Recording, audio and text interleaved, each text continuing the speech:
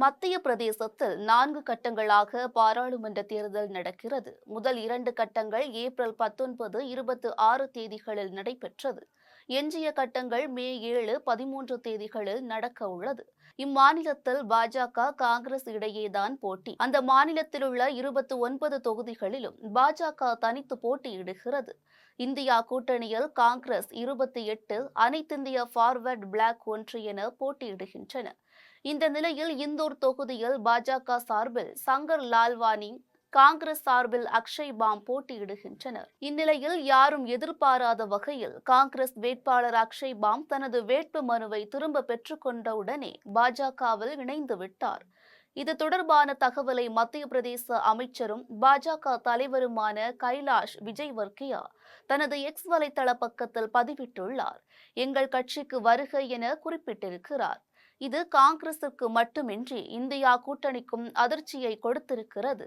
அதோடு 2024 பாராளுமன்ற தேர்தலை உற்றுநோக்கும் மக்கள் ஆச்சரியத்துடன் கவனித்து வருகின்றனர். இப்படி ஒரு தேர்தல் அவசியமா?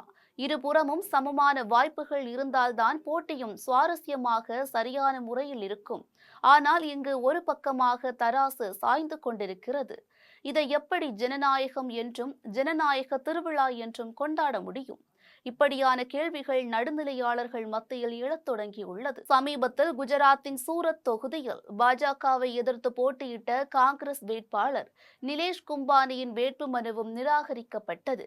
காரணம், வேட்பு மனுவில் சாட்சி கையெழுத்திட்ட 3 பேரும் அது எங்களுடைய கையெழுத்தே இல்லை என்றே கூறிவிட்டனர். நிலேஷ் கும்பானியின் துணை வேட்பாளராக தாக்கல் செய்த சுரேஷ் பட்சாலாவின் வேட்பு மனுவும் மேற்சொன்ன காரணங்களுக்காகவே நிராகரிக்கப்பட்டது.